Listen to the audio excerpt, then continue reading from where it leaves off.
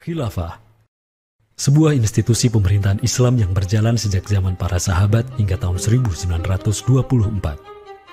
Ia merupakan sebuah simbol keagungan peradaban Islam selama hampir 1.300 tahun.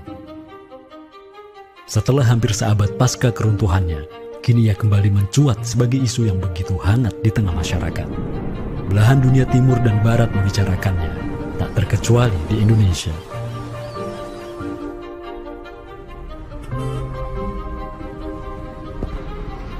Perdebatan tentang khilafah tak terhindarkan, apakah ia pantas diterima atau tidak di zaman modern saat ini. Kita tahu khilafah atau kehilafahan Islam itu di Nusantara bukan hal yang baru.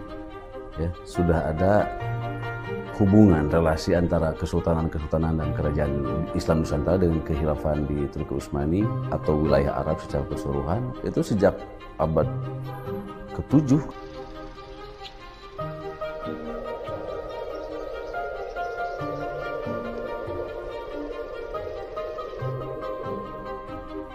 Sejarah khilafah yang panjang di pentas dunia telah memainkan debutnya di Nusantara. Islam yang diemban para punggawanya telah menjadikan Nusantara jaya dan menjadi sumber utama perlawanan terhadap para penjajah. Inilah kisah tentang Nusantara dan jalinannya dengan sang negara adidaya. Inilah kisah tentang khilafah yang menjadikan rakyat Nusantara sebagai satu umat dengan Muslim sedunia. Inilah kisah tentang jejak khilafah di Nusantara.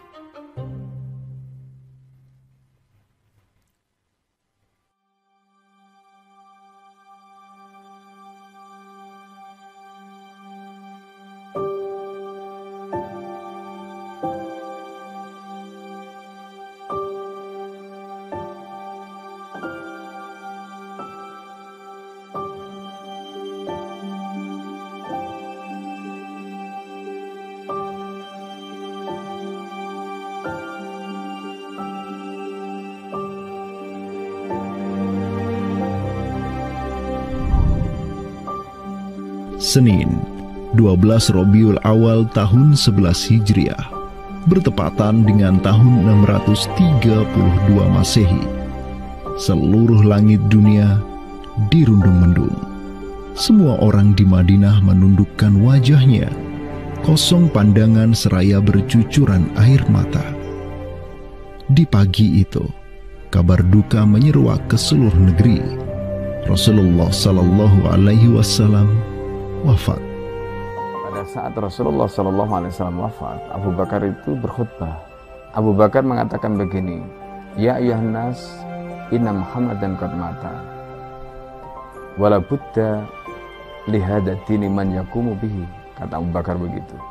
Wahai manusia, sesungguhnya Muhammad sudah wafat. Dan urusan agama ini harus ada yang mengurusnya.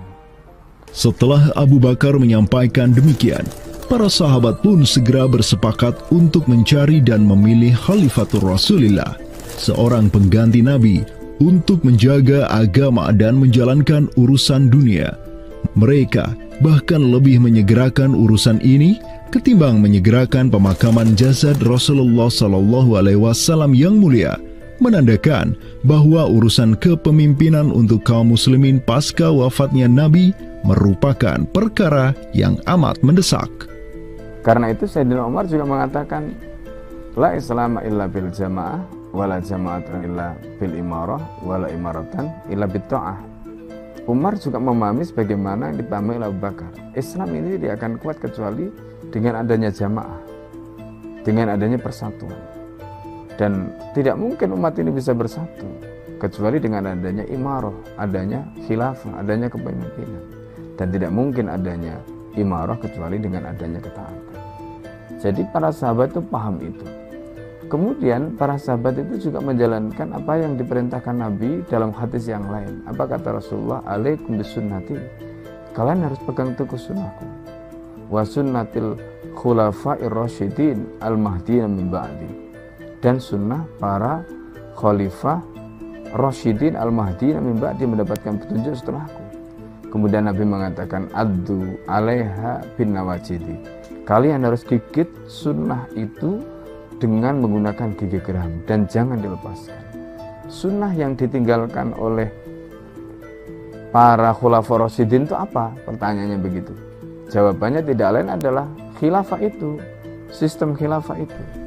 Maka di Saqifah Bani Sa'idah bersepakatlah kaum muslimin untuk memilih Abu Bakar sebagai khalifah pertama untuk mengatur negara mereka yang disebut sebagai khilafah Islamiyah. Negara khilafah di bawah kepemimpinan Abu Bakar dan khalifah-khalifah setelahnya, Umar bin Khattab, Utsman bin Affan, dan Ali bin Abi Thalib, cepat sekali berkembang. Mereka memperluas wilayah khilafah hingga mendobrak dua negara adidaya saat itu, Kekaisaran Persia dan Imperium Romawi. Semua aktivitas ekspansi tersebut merupakan realisasi kebijakan politik luar negeri khilafah Islamiyah, dakwah, dan jihad. Sementara di Timur Tengah sedang terjadi revolusi tauhid yang luar biasa dengan munculnya negara adidaya baru yang bernama Khilafah Islamiyah. Jauh di sebelah timur, terbentang sehamparan kepulauan yang teramat luas wilayahnya. Masing-masing pulau ini begitu hijau hutannya, mata air mengalir dengan begitu derasnya, disertai kekayaan alam yang melimpah ruah jumlahnya, baik di bawah maupun di atas tanah, baik sebelum maupun selepas pantai. Negeri itu dikenal sebagai Nusantara. Diapit oleh dua benua dan dua samudra, amatlah strategis posisi wilayah Nusantara, menjadikan ia sebagai pelabuhan dagang yang ramai, tempat bertemunya bangsa-bangsa dunia. Kala itu, belumlah penduduk di Nusantara mengenal Islam, sementara kehidupan mereka sedang diselimuti oleh kegelapan. Namun, tatkala Islam sedang membara di Timur Tengah, tentu sampailah pengaruhnya ke Nusantara.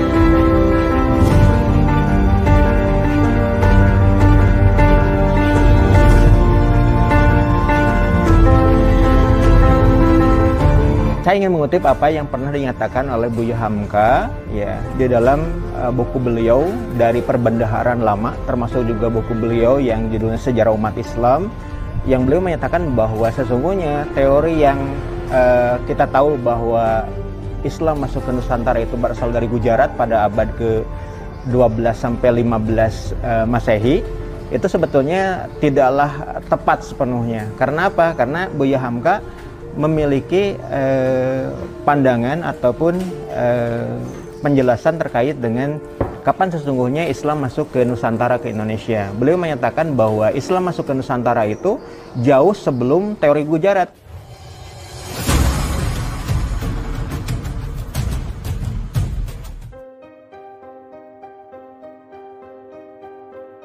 Di bawah pemerintahan Khulafaur Rasyidin yang wilayahnya membentang dari Afrika Utara sampai Persia, perdagangan kaum muslimin berkembang pesat dengan dikuasainya pelabuhan-pelabuhan strategis di Samudra Hindia.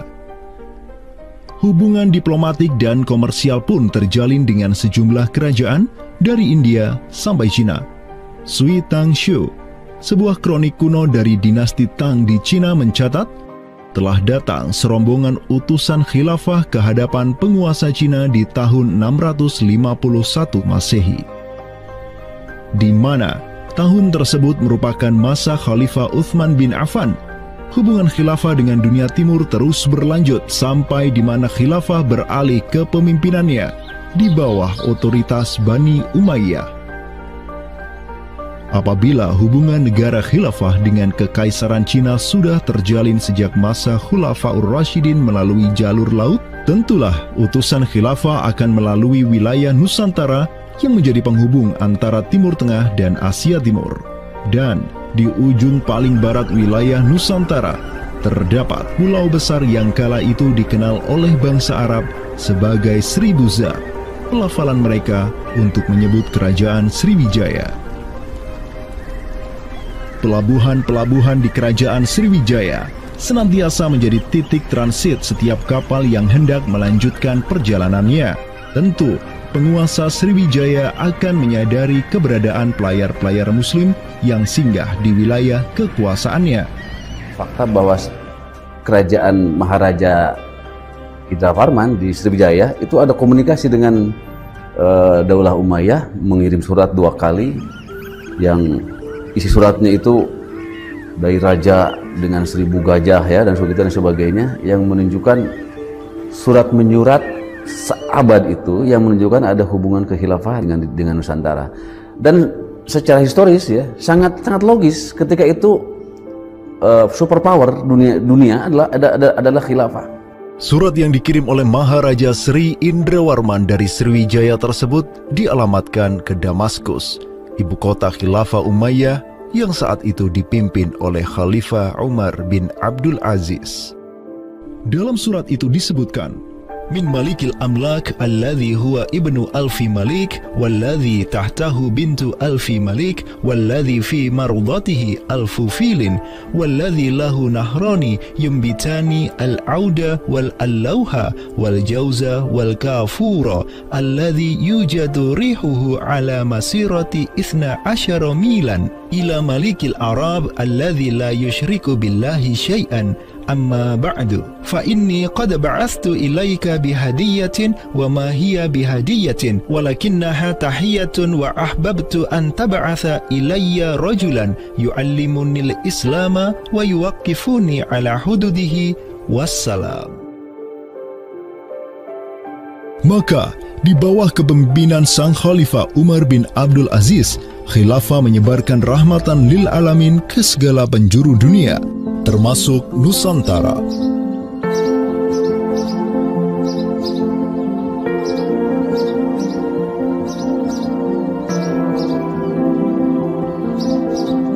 Seperti sekarang Amerika atau Eropa kan ada hubungan dengan semua negara karena dominasi politik, ekonomi mereka, kebudayaan dan sebagainya. Saat itu penguasa dunia atau superpower adalah dunia Islam, institusi politiknya khilafah, maka sangat logis kalau ada relasi dengan berbagai semua negara.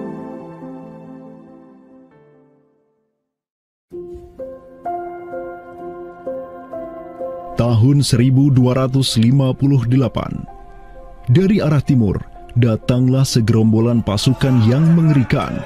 Tubuh mereka besar-besar bak raksasa, berkulit kuning dan begitu mahir berpanah dan mengendarai kuda. Inilah pasukan Mongol yang datang dari utara Cina. Khalifah Al-Musta'sim itu dibunuh oleh Hulagu Khan, ya, pemimpin tentara Mongol. Kemudian pasca penaklukan Baghdad, itu Baghdad menjadi kota kosong, ya. Penduduknya dibantai, khalifah dibunuh, ya. Kotanya dibakar, perpustakaannya dihancurkan, wah pokoknya kacau sekali lah. Nah, tapi ternyata banyak keluarga Abbasiyah, ya, dinasti Bani Abbasiyah yang dia itu selamat dari pembantaian orang-orang Mongol, dan mereka itu akhirnya berdiaspora, mengungsi, ya. Ada yang berdiaspora, ada yang mengungsi ke Hijaz, ada yang mengungsi ke daerah Najd, ya, ada yang mengungsi ke daerah Mesir. Ada satu keturunan Abbasiyah, Bani Abbasiyah, yang dia itu mengungsi sampai ke Aceh, gitu. Dimana Aceh itu dulu, ya, negara yang berkuasa di sana adalah Samudra Pasai.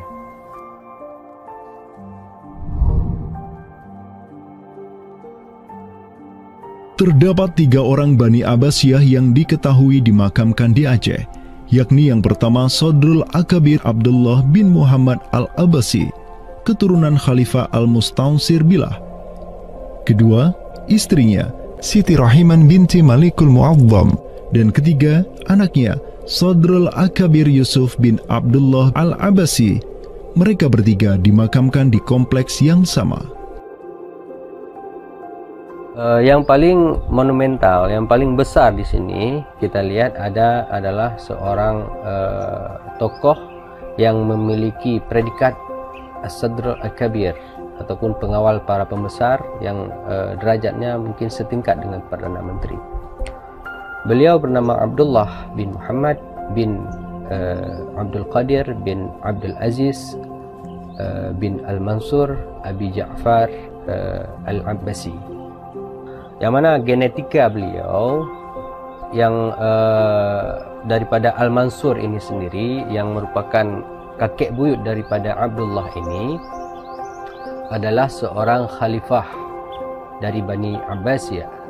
Bani Abbas ini yang terkubur di Aceh, ya, Lok Sumawe ini, ayahnya ini, ya, Muhammad bin Abdul Qadir, ternyata dia itu dicatat oleh Ibnu Battuta, ya, dicatat oleh Ibnu Battuta dalam rihlahnya kitab Tuhfatun Nazar, ya.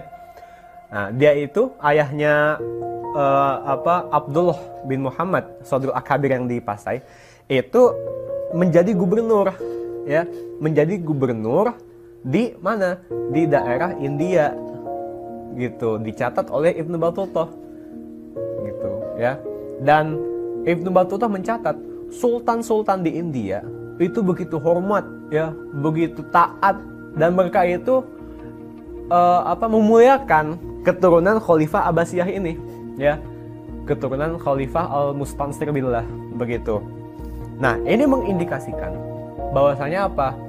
Sultan-sultan India itu begitu memuliakan, dan mereka itu dalam satu riwayat lain juga membaiat Khalifah Abbasiyah yang ada di Mesir.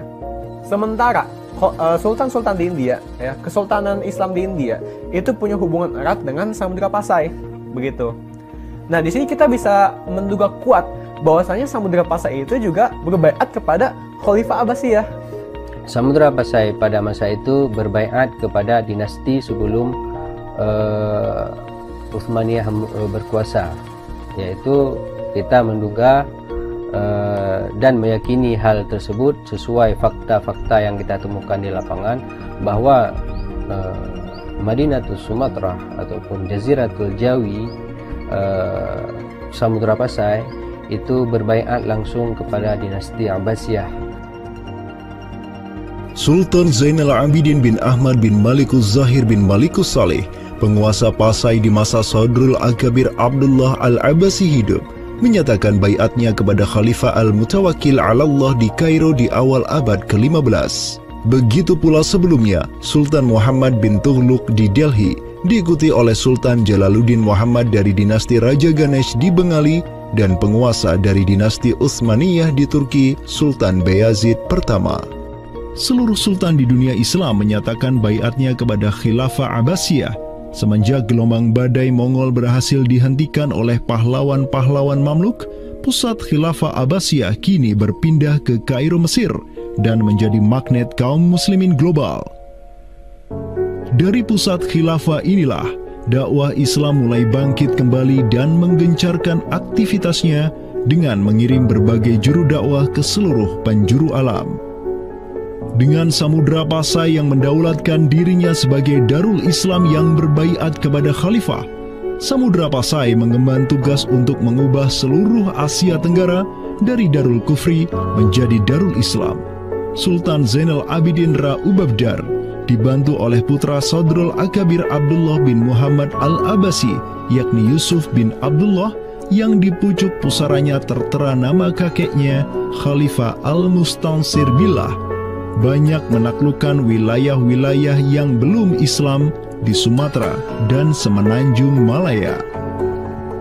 Seperti Ra Ubabdar. Ra Ubabdar itu berasal dari dua kata, Ra dan Ubabdar, yang mana artinya adalah penguasa gelombang. Ini adalah sebuah predikat yang sangat luas sebenarnya maknanya. Sesuai dengan masa yang ditorehkan pada waktu tersebut, bahwa Sultan Zainal Abidin Ra Ubabdar bin Ahmad bin Muhammad bin Al-Malik Al-Salih ini adalah salah satu masa kegemilangan Samudra Pasai, yang mana kita ketahui setelah masa tersebut yang memimpin Kesultanan Sumatera adalah anak keturunan daripada beliau ini, yang jumlahnya sampai 11 orang sultan. Bergerak dan terus bergerak itu meluaskan dakwah Islamnya sampai ke pulau-pulau. Itu masa Zainal Abidin Ra Ubabdar, terutama penakluk gelombang yang dijuluki beliau itu melebarkan sayap itu sampai ke seluruh Asia Tenggara.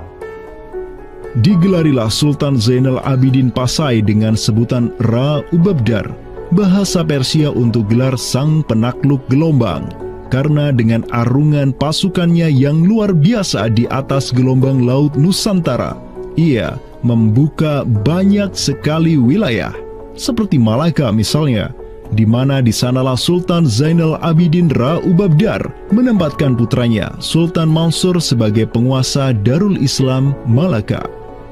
Kesultanan Samudra Pasai banyak pula mengirimkan juru dakwahnya untuk meminta penguasa-penguasa Nusantara lain agar menerima Islam. Salah satu juru dakwah tersebut dikirim ke Jawa Timur, pusat pemerintahan rezim yang mendominasi wilayah Nusantara saat itu, Kerajaan Majapahit.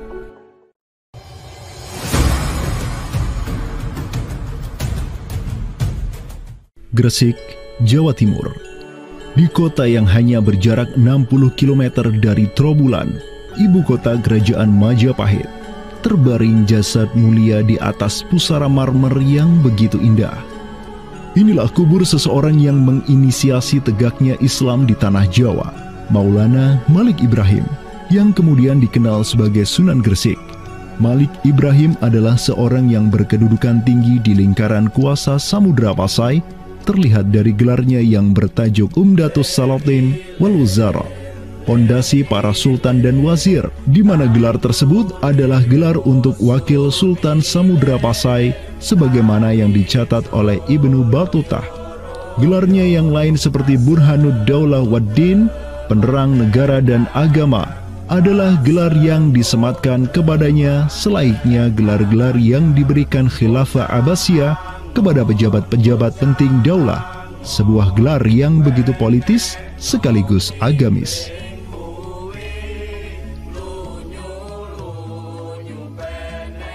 Maulana Malik Ibrahim dikirim oleh Pasai untuk mendakwahkan Islam kepada rakyat dan para penguasa Majapahit.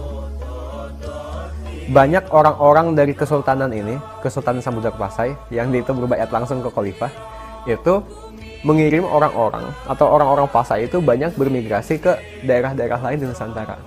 Misalkan ya, kalau kita perhatikan makam tertua ya, salah satu makam tertua di Jawa yang sekarang terletak di Gresik, siapa orangnya ya, pemilik makam ini itu adalah Maulana Malik Ibrahim.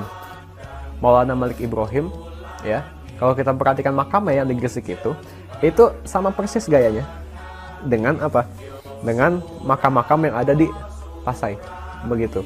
Nah, ini merupakan bukti bahwasanya Sunan Gresik itu pernah ada di Pasai ya, dan dia itu ya tahu sendiri lah ya, bahwasanya Maulana Malik Ibrahim yang kemudian dikenal juga sebagai Sunan Gresik itu merupakan salah satu dari Wali Songo. Bersama kakek, paman, keponakan, cucu cicit dan murid-murid pilihannya yang kemudian disebut Wali Songo, Maulana Malik Ibrahim berdakwah di Jawa dan menyebarkan Islam di kalangan penduduknya. Mereka mendapat sokongan penuh dari negara yang berkuasa di Samudra Pasai, kesultanan yang berbaiat kepada Khilafah Abbasiyah.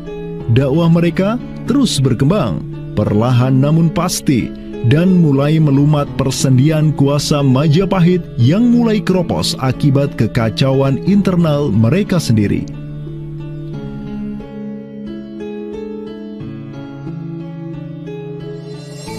Para Wali Songo juga dihormati karena sebagian besar dari mereka menyandang status sebagai keturunan Nabi melalui jalur Husain bin Abi Thalib yang terus turun-temurun kepada Muhammad Sahib Marbal, turun lagi ke Alawi sampai ke Imam Jamaluddin Al-Husaini yang dikenal juga sebagai Syekh Maulana Jumadil Kubra, yang dari dialah para Wali Songo lahir sebagai anak-anaknya.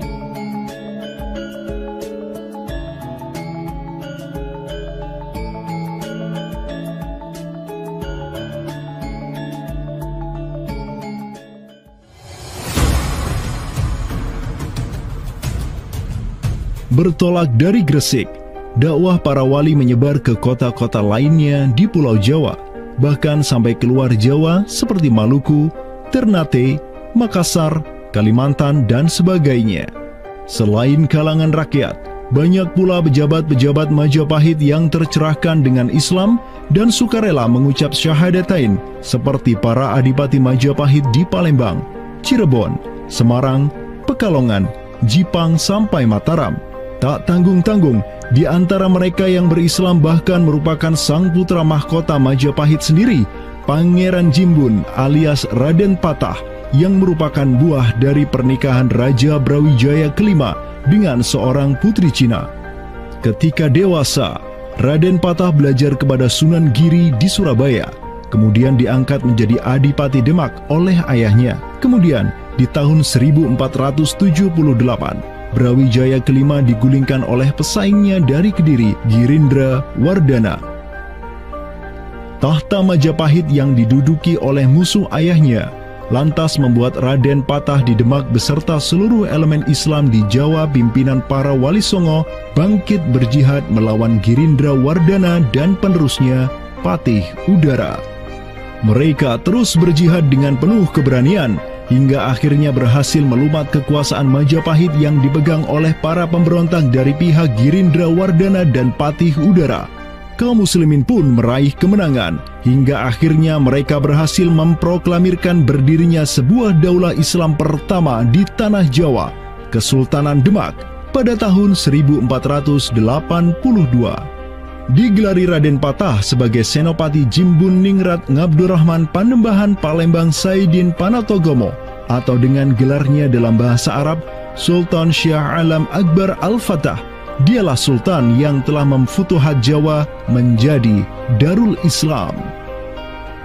Dengan berdirinya Demak sebagai daulah Islam pertama yang berdaulat di tanah Jawa, bertambahlah kuat bargaining politik Islam di kawasan Nusantara bersama-sama dengan Kesultanan Samudra Pasai di Sumatera, Kesultanan Malaka di Semenanjung Malaya, Kesultanan Brunei di Borneo, Kesultanan Sulu di Filipina, begitu pula Sultan pertama di Ternate, Sultan Zainal Abidin, yang pernah menimba ilmu ke Jawa di bawah bimbingan Sunan Giri.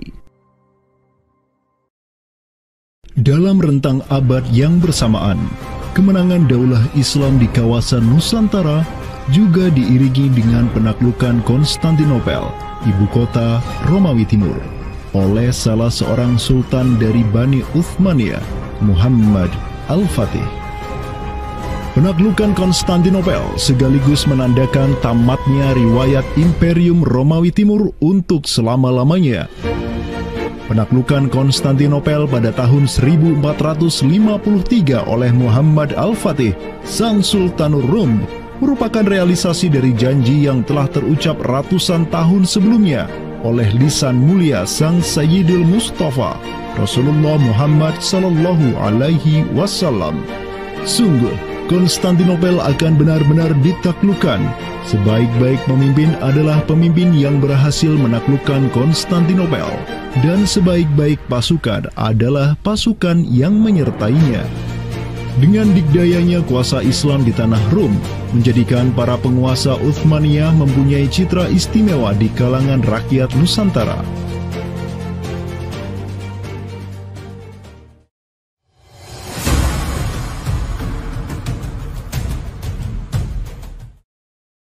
Namun demikian, dikala penaklukan demi penaklukan sedang digencarkan oleh tentara Islam mulai dari Rum sampai ke Nusantara, penaklukan yang sama juga digencarkan oleh tentara Kristen di ujung paling barat dunia Islam, Andalusia. Berbeda dengan penaklukan yang kaum muslimin lakukan, di mana penduduk asli suatu tempat diberi toleransi yang luar biasa atas agama dan properti mereka, tentara Kristen Portugis dan Spanyol menaklukkan wilayah Islam di Andalusia yang saat itu sudah terpecah menjadi Reyes de Taifas atau Mulukhut Tawaif atau kerajaan-kerajaan yang saling tercerai-berai. 1492, kekuasaan Islam terakhir di Andalusia, Granada, berhasil ditaklukkan oleh suami istri yang menjadi penguasa Spanyol, Fernando d'Aragon dan Isabella de Castilla. Penaklukan kembali wilayah Andalusia menjadi negara Kristen yang mereka sebut Reconquista telah menyebabkan populasi kaum muslimin di sana tersapu bersih, entah karena diusir, dimurtadkan, atau dibunuh. Selain Reconquista, kaum Kristen Spanyol dan Portugis juga mempunyai motif ekonomi untuk menjadikan diri mereka kaya, yakni dengan mencari jalur rempah di Samudra Hindia yang saat itu merupakan potensi sumber daya alam yang luar biasa. Program mereka untuk mencari rempah di Samudra Hindia mereka sebut sebagai Estado da India. Kita sering dengar dengan istilah 3G gitu kan, Glory, Gospel, dan Gold gitu kan. Jadi ya mereka ingin ekspansi, mereka ingin menyebarkan misi agama mereka, dan mereka juga ingin mencari gold. Goldnya sini adalah justru adalah rempah gitu kan. Begitulah betapa berharganya rempah pada saat itu, sampai 1 gram pala dihargai dengan 2 gram emas gitu kan. Paus Alexander ke-6, pemimpin kaum Kristen saat itu, begitu mendukung hasrat Portugis dan Spanyol untuk menjelajah dunia dan menyebarkan Kristen. Maka berangkatlah gelombang penjelajah Portugis yang disertai pasukan dan senjata untuk menaklukkan dunia Islam di Samudra Hindia. Di bawah pimpinan Alfonso de Albuquerque, armada Portugis berhasil menaklukkan Goa di India pada tahun 1510 dan setahun kemudian berhasil sampai ke Malaka, merebut pelabuhan strategis itu dari Sultan Mahmud Syah yang memerintah tempat tersebut. Dengan bercokolnya Portugis di Nusantara, dimulailah babak baru sejarah Islam di kawasan ini.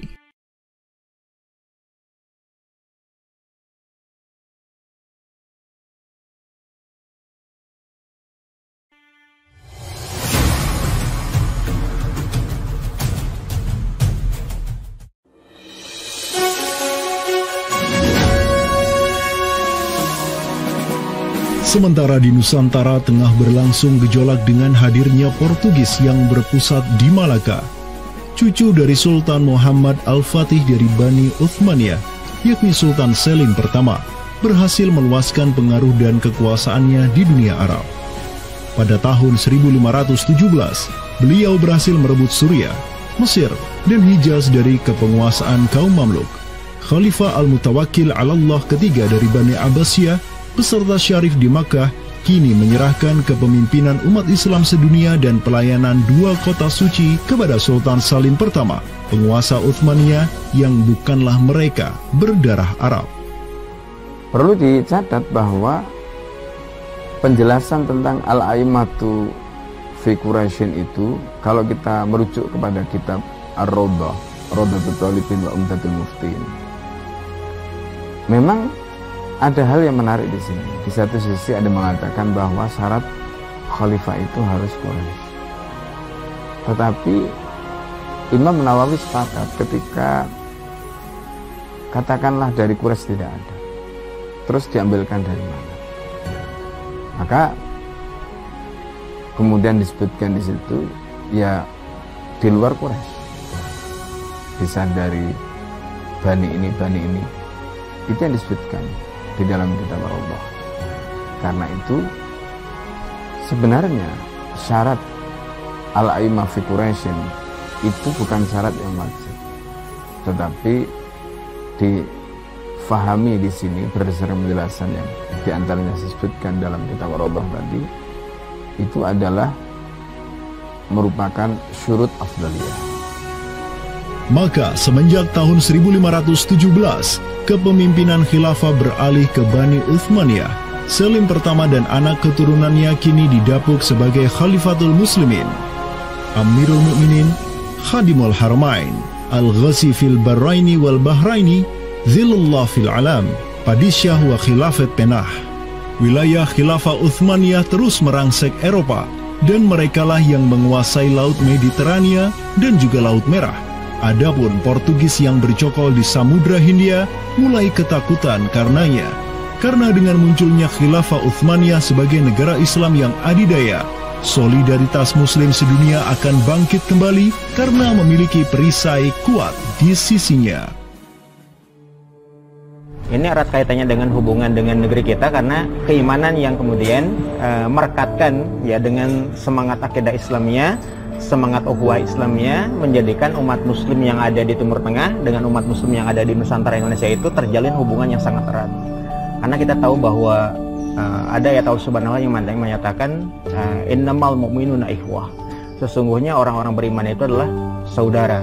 ketika ada saudara mukmin yang terzalimi, maka saudara mukmin yang lain itu punya kewajiban untuk membela.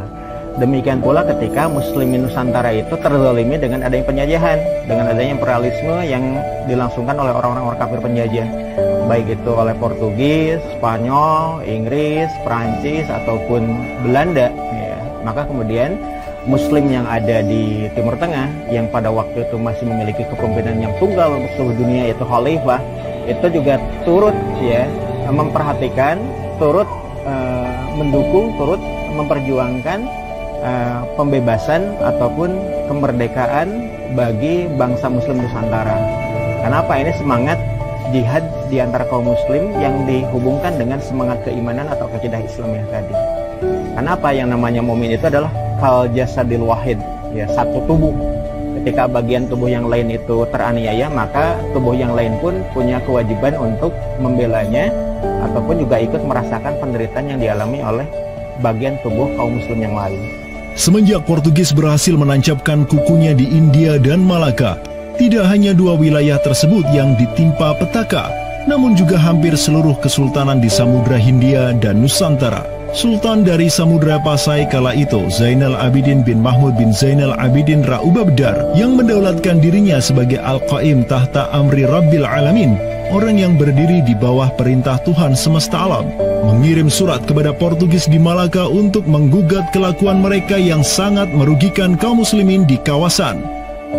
Namun apalah daya, Sultan Zainal Abidin yang ini kemudian dikenal sebagai penguasa terakhir Pasai, karena setelah ia wafat pada tahun 1517, bala tentara Portugis datang ke Pasai dan menaklukkan kesultanan Islam pertama di Nusantara itu dengan penuh tipu daya.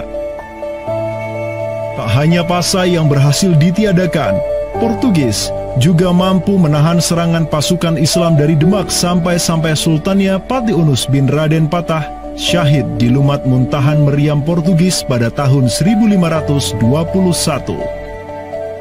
Dengan diplomasinya yang jelas, Portugis juga menjalin kerjasama dengan kerajaan Pajajaran di Jawa Barat pada tahun 1522.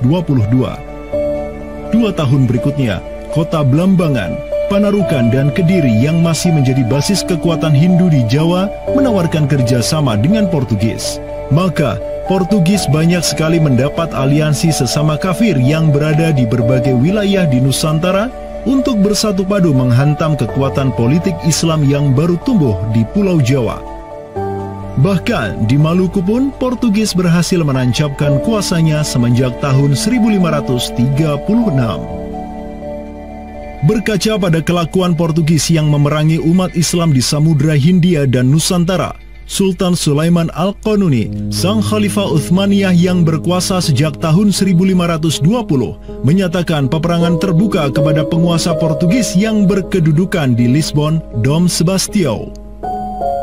Telah dilaporkan kepada saya bahwa jamaah haji dan para pedagang muslim yang datang dari India melalui laut telah dianiaya.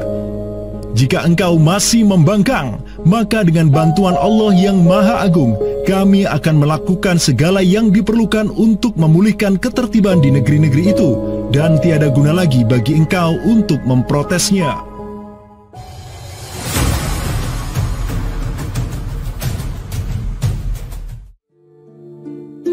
Penjaga kedaulatan Islam di Sumatera yang harum selama ratusan tahun, Samudra Pasai, kini sudah sirna di bawah kungkungan Portugis. Namun, harapan kemenangan itu masih ada. Karena tak lama setelah itu muncul kekuatan baru yang terbit di ujung utara Sumatera, Kesultanan Aceh. Kita mengetahui bahwa Sultan Aceh yang pertama adalah Sultan Ali Mughayat Shah.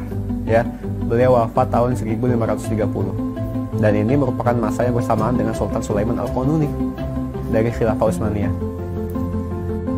Prestasi Sultan Ali Mughayat Shah telah dicatat dengan tinta emas sejarah.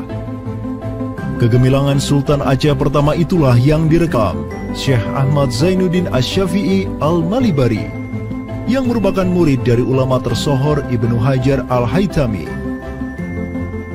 Dalam kitabnya Tuhfatul Mujahidin fi Ba'di Akhbaril Burtukaliyin, Syekh Zainuddin Asy-Syafi'i menulis, dan mereka, orang-orang Portugis. Semoga Allah mengalahkan mereka, mendatangkan berbagai barang dari negeri-negeri yang jauh. Mereka menjadi ramai dan bertambah banyak di kawasan. Para penguasa berbagai pelabuhan menuruti kehendak mereka sehingga mereka sepenuhnya menguasai pelabuhan-pelabuhan tersebut. Pelayaran hanya dapat dilakukan dengan jaminan keamanan dari mereka. Perdagangan dan kapal-kapal mereka bertambah banyak dan sebaliknya, perdagangan muslimin di luar kapal-kapal dan benteng-benteng yang mereka bangun makin merosot. Tiada seorang pun yang dapat merebut kota-kota pelabuhan itu selain Sultan yang mujahid, Ali Al-Aisy. Semoga Allah menerangkan kuburnya, karena Sultan Ali Al-Aisy lah yang telah membuka Sumatera dan menjadikannya Darul Islam. Semoga Allah membalas kebaikannya untuk kaum muslim dengan sebaik-baik balasan. Kalau kita perhatikan makam Sultan Ali Mugoyatsyah, di situ ada kalimat menarik yang terpampang di inskripsi makamnya. Al-Ghazi fil barri wal bahri yansuruhullah. Ya.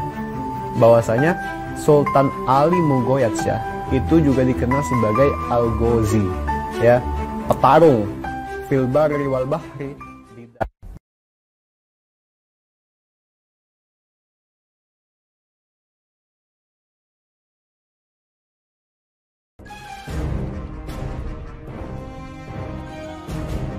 Selama masa Sultan Alauddin Riayat Shah Al-Qahar, Aceh melancarkan serangan besar-besaran ke Malaka demi menghancurkan Portugis.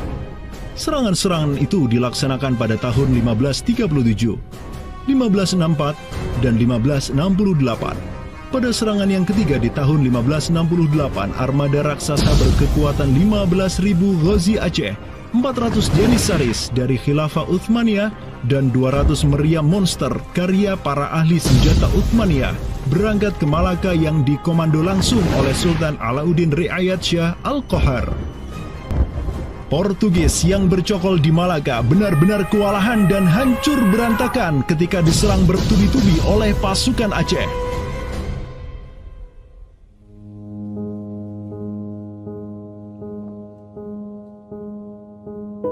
Walau demikian, Portugis berhasil bertahan karena dibantu oleh sekutu-sekutunya dari Johor dan Kedah. Banyak korban yang berjatuhan baik dari pihak Aceh maupun pihak Portugis. Begitu pula ada beberapa Janissaris Uthmaniyah yang turut gugur dalam jihadnya di kawasan Nusantara ini. Ada satu daerah di kawasan Bandar Aceh ini, Bandar Aceh Darussalam itu Kampung Bitai. Itu tempat para tentara-tentara Turki syahid, kemudian dimakamkan di Bitai.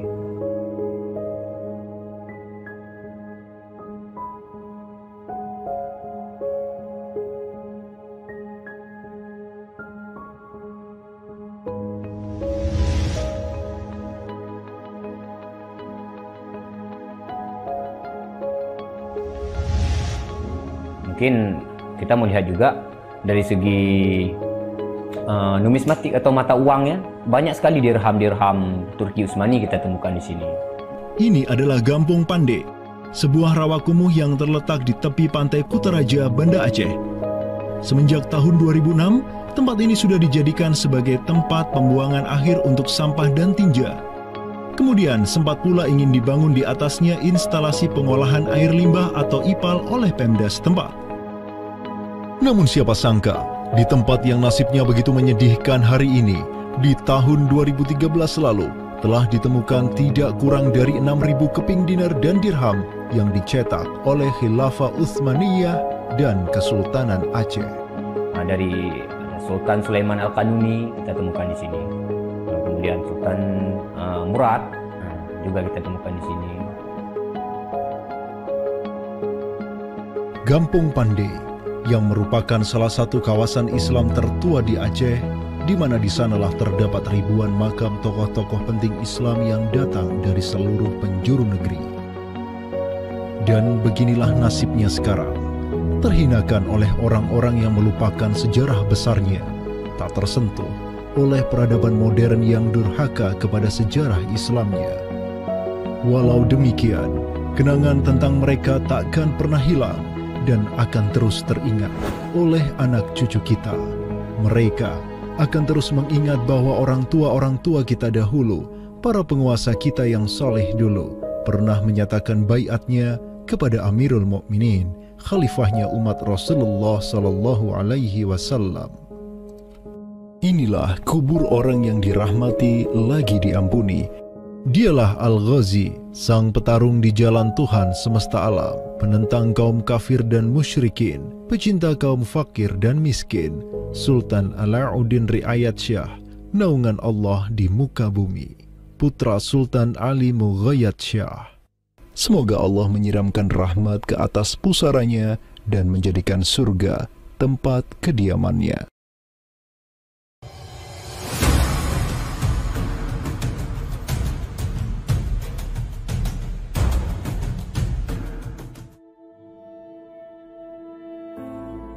Seiring angin Katulistiwa yang terus merayu, gelora Islam juga terus melaju dari Aceh, Jawa, dan terus menyusur ke arah timur sampai ke Jaziratul Muluk, Kepulauan Raja-Raja. Di Maluku, yang juga dikenal sebagai Kepulauan Rempah-Rempah, ada begitu banyak raja yang berkuasa di masing-masing pulaunya. Namun, semenjak Zainal Abidin, penguasa Ternate yang masuk Islam dan belajar kepada Sunan Giri di Jawa, Ternate langsung memproklamirkan dirinya sebagai negara Islam.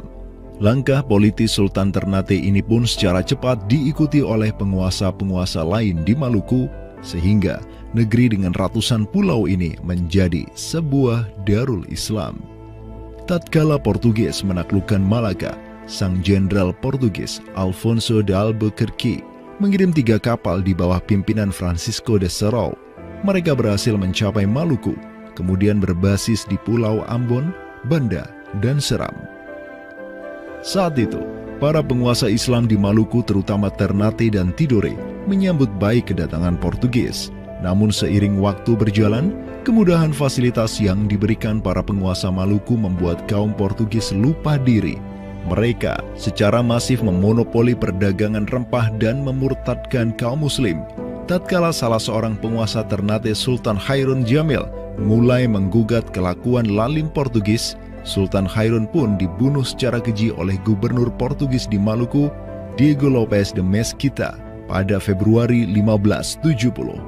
Pasca tragedi tersebut, tahta Kesultanan Ternate dipimpin Sultan Babullah Datuk Shah bin Hairun, seorang sultan yang segera menjadi ancaman mematikan bagi kedudukan Portugis di Maluku. Dengan pasukan laut raksasanya, Sultan Babullah menyerbu setiap benteng Portugis yang ada di Maluku. Segala kapal dan bala bantuan yang hendak dikirim untuk Portugis dari Goa dan Malaka diblokade oleh pasukan Babullah. Persenjataan kaum muslim Maluku pun cukup membuat Portugis gemetaran. Karena selain menggunakan panah, tombak, dan pedang, Sultan Babullah juga menggunakan meriam monster hasil buah tangan Janissaris Utsmaniyah. Sultan Babullah itu mempekerjakan sekitar 20 ahli militer dari Khilafah Utsmaniyah.